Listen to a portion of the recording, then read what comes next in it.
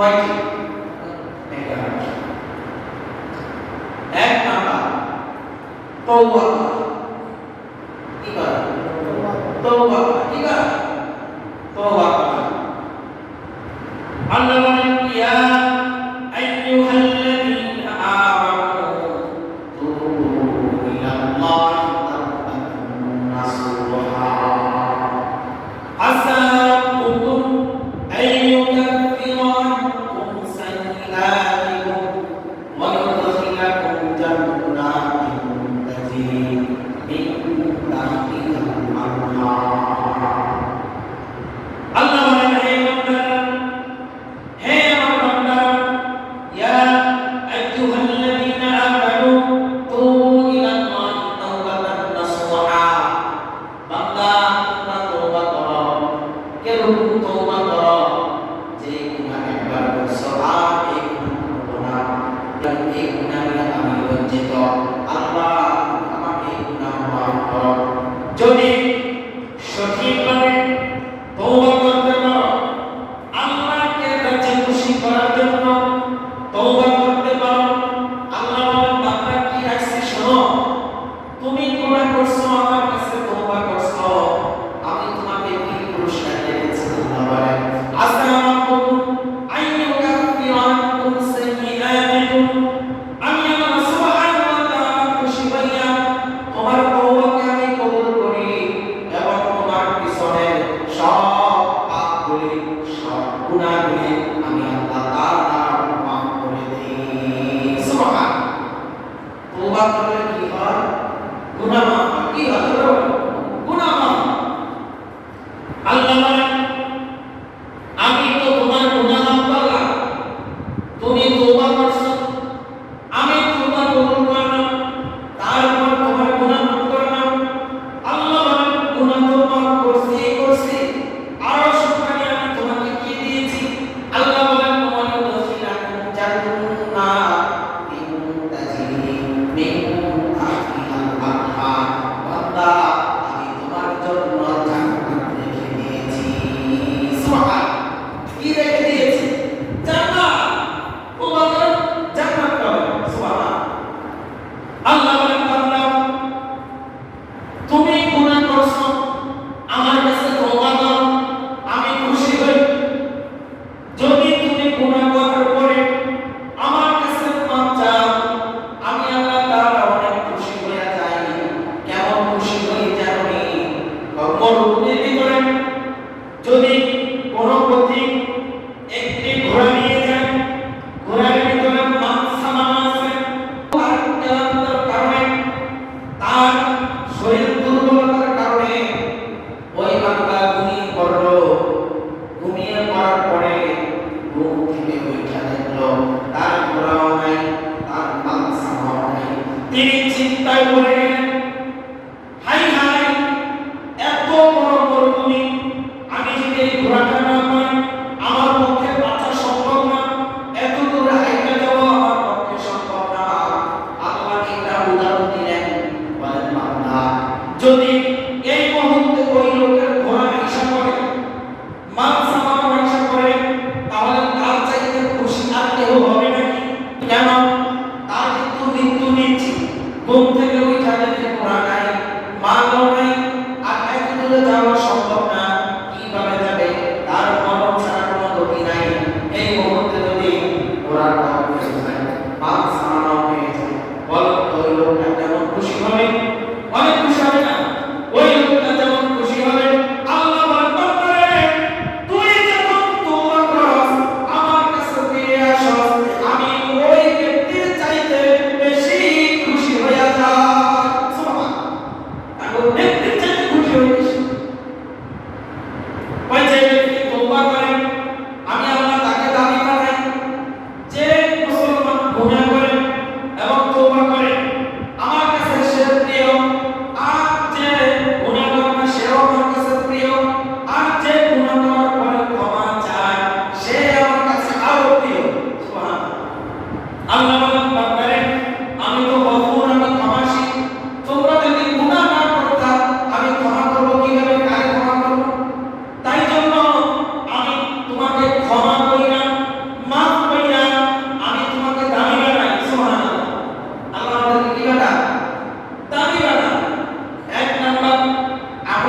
পাইলাম? রমজানে কি পাইলাম? তওবা। কি পাইলাম বলেন তো? তওবা। তওবা কথা। তওবা করলে আল্লাহ কি দিবেন? গুনাহ মাফ করবেন। তারপরে আল্লাহ তাআলা জান্নাত দিবেন। তাহলে আমাদের তওবা দরকার আছে না নাই? দুই নাম্বার ইস্তেগফার করা। কি করা? ইস্তেগফার। আমরা পারিনি? আস্তাগফিরুল্লাহ আল্লাযী লা ইলাহা ইল্লা হুয়াল হাইয়্যুল কাইয়্যুম ওয়া আতুবু ইলাইহি। এটা পারি না? এটা কি বড় না ছোট? ছোট। যদি না পারি আস্তাগফিরুল্লাহ আল্লাযী লা ইলাহা ইল্লা হু। আমরা পারি আস্তাগফিরুল্লাহ আল্লাযী লা ইলাহা ইল্লা হুয়াল হাইয়্যুল কাইয়্যুম ওয়া আতুবু ইলাইহি। কোন ব্যক্তি যদি দৈনিক 100 বার পড়ে, কয়বার? 100 বার ইস্তেগফার করে, আল্লাহর হাবিব বলেন, নবীজি বলেন, দিন আসলে যেমন রাতের বেলা দিনের কোনো চিহ্ন থাকে না, আবার যখন দিন আসে রাতের কোনো চিহ্ন থাকে না। বান্দা যদি দৈনিক 100 বার ইস্তেগফার করে, আল্লাহ বলেন তার আমল নামায় কোনো গুনাহ থাকে না। সুবহানাল্লাহ। নবীজি বলেছেন তার আমল নামায় কোনো গুনাহ থাকে না। দৈনিক 100 বার যদি কেউ ইস্তেগফার করে, আমার আপনার নবী জনাব মুহাম্মদুর রাসূলুল্লাহ সাল্লাল্লাহু আলাইহি ওয়াসাল্লাম দৈনিক 100 বার ইস্তেগফার করে। আমি আপনার কয়বার করব? 5 মিনিট লাগে না। ইস্তেগফার যদি 100 বার করেন, আস্তাগফিরুল্লাহ আল্লাযী লা ইলাহা ইল্লা হুয়াল হাইয়্যুল কাইয়্যুম, আস্তাগফিরুল্লাহ আল্লাযী লা ইলাহা ইল্লা হুয়াল হাইয়্যুল কাইয়্যুম ওয়া আতুবু ইলাইহি। তাকে সময় লাগবে 2 করে শেষ। কিন্তু দোকানদারে পয়সা পয়সা মানুষের বদনাম, এর বদনাম, শের বদনাম, বিপদ শেখায়াত ওষুধ তোলার সময় নেই। মসজিদে আইসা 2 মিনিট পয়সা থাকতে সময় নেই। এরকম পাবলিক আছে কি সমাজে? মসজিদে আইসা 2 মিনিট পয়সা থাকতে এই সময় নেই। হুজুরের তো লম্বা বয়ান করে কেন? হুজুরের তো আলোচনা করে কেন? আজিব ব্যাপার। মসজিদে পয়সা থাকলে নবীজি বলেন কোনো কিছু করার না, কিন্তু আমল হইতেছে না, কইতাছে তোমার আমল না। সুবহানাল্লাহ। মসজিদের মতো শ্রেষ্ঠ জায়গা আছে? আছে। নবীজি বলেন পৃথিবীর ভিতরে শ্রেষ্ঠ কোন জায়গা হচ্ছে আল্লাহর ঘর। আহাব্বুল বিলাদি ইলাল্লাহি মাসাজিদুহা ওয়া আবগাদুল বিলাদি ইলাল্লাহি আসওয়াকুহা। নবীজি বলেন আল্লাহর কাছে সবচেয়ে প্রিয় জায়গা হচ্ছে মসজিদ। আল্লাহ তাআলার কাছে সবচেয়ে প্রিয় জায়গা কি? মসজিদ। এবং সবচেয়ে খারাপ জায়গা বাজার। কিন্তু এখন আমাদের কাছে বাজার প্রিয়, মসজিদ ভালো না। 2 মিনিট পয়সা থাকলে ওই সে ও আজিব। কিন্তু বাজারে দোকানে খাবে ঘন্টায় ঘন্টায় বল, কিন্তু সময় কি হয় না, সমস্যা হয়।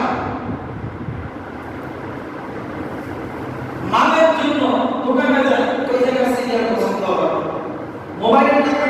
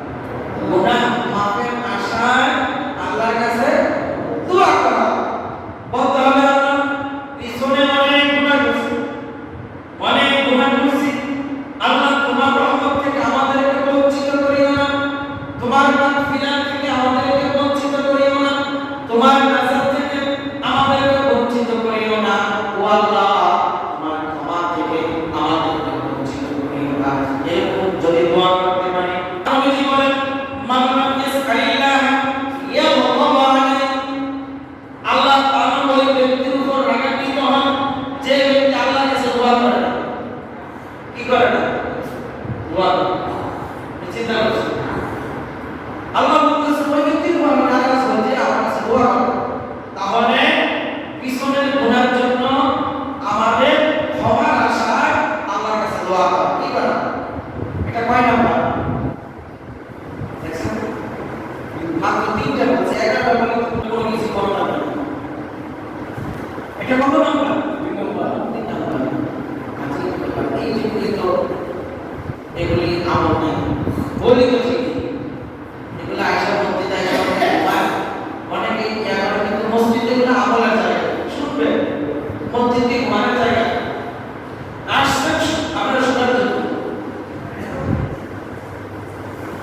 4 নাম্বার নবীজির আনুগত্য করা। কি করা? এটা কয় নাম্বার? 4 নাম্বার নবীজির আনুগত্য করা। কি করা? আনুগত্য করা।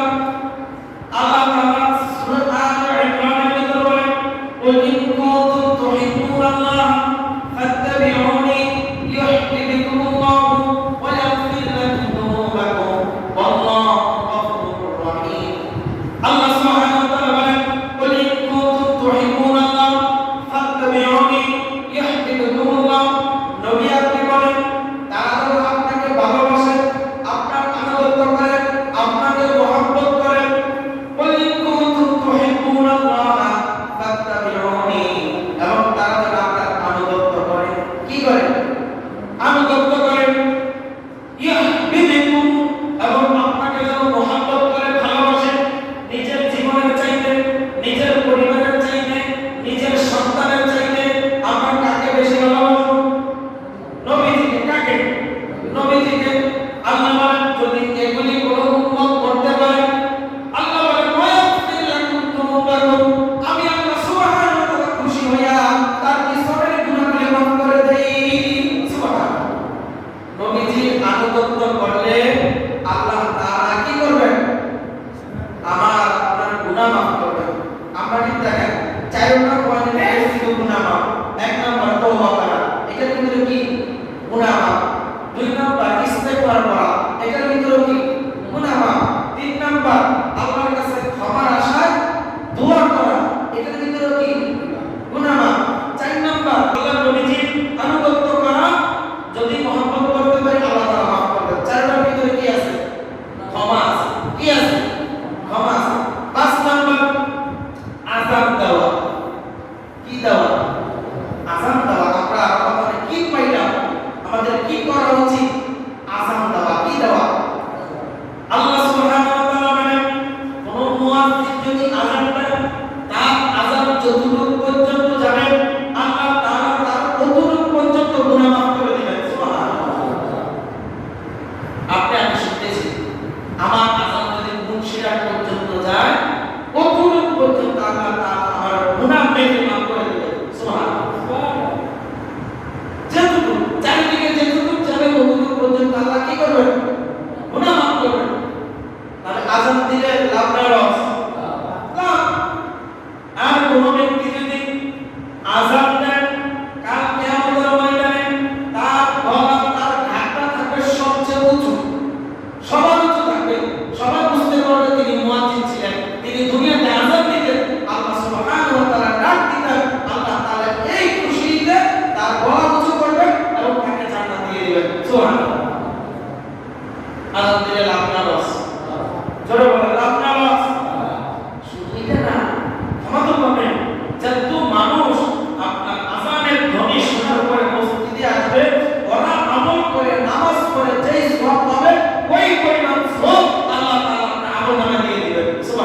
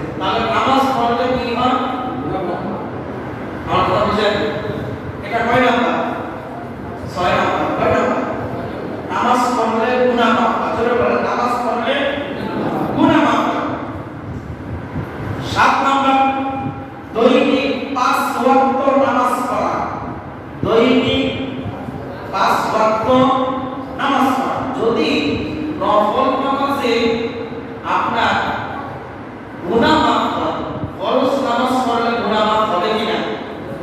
নবীজির কাছে এক ব্যক্তি এসে বলল, ইয়া রাসূলুল্লাহ, আমি অনেক বড় পাপ করেছি, আপনি এই পাপের শাস্তি আমাকে দেন।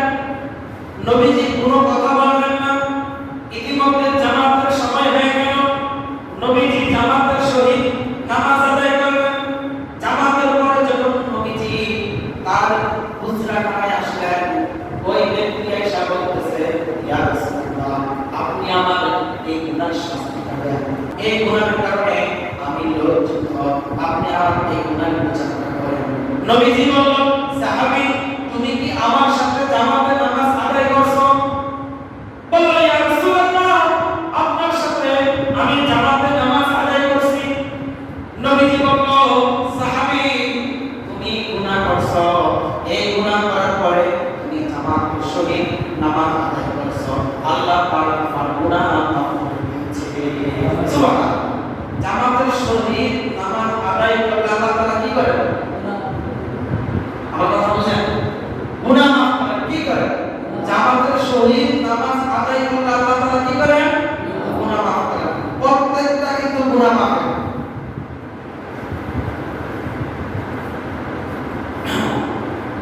তাহলে 9 নম্বর, গুনাহ হয়ে গেলে ভালো কাজ করা। কি করা?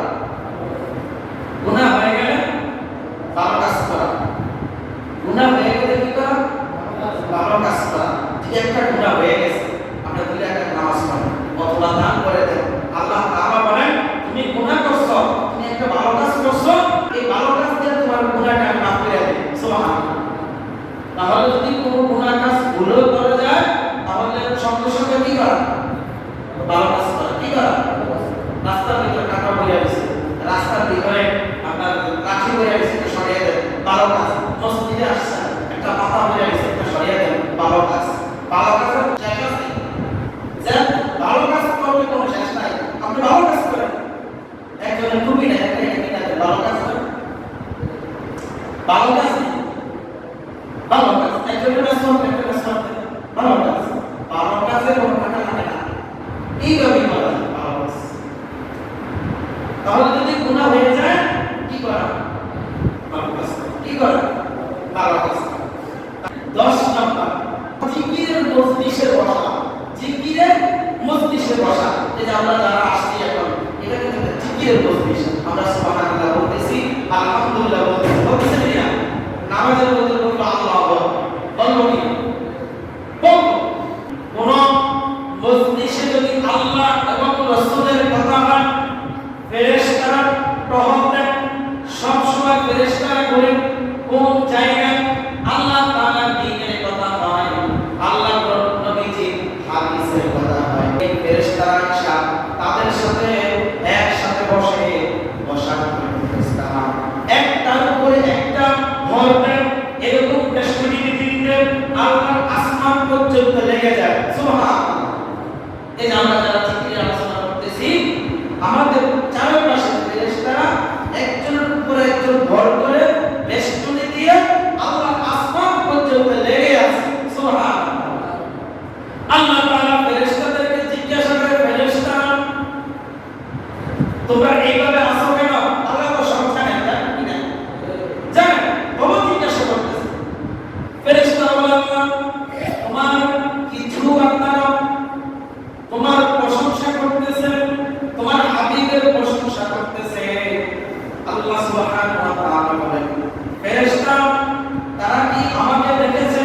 বলছে না। আল্লাহ আপনাকে দেখে না। বলছে আর কি বলে? বলছে আল্লাহ জান্নাতের কথা বলে। বলছে জান্নাত কি দেখেছে? বলছে না। বলছে আর কি বলে? বলছে আল্লাহ জাহান্নামের কথা বলে। বলছে জাহান্নাম কি দেখেছে? বলছে না, জাহান্নাম দেখে না। নবীজি আমাদেরকে 4টা জিনিস দিয়েছেন। 1 নাম্বার, লা ইলাহা ইল্লাল্লাহ পড়া। কি পড়া? লা ইলাহা ইল্লাল্লাহ। 2 নাম্বার, আল্লাহর কাছে ক্ষমা চাওয়া। 3 নাম্বার, জান্নাত চাওয়া। 4 নাম্বার, জাহান্নাম থেকে মুক্তি চাওয়া। কি চাওয়া? জাহান্নাম থেকে মুক্তি চাওয়া। ফেরেশতাদেরকে বলে আল্লাহ তাআলা, এরা ফেরেশতারা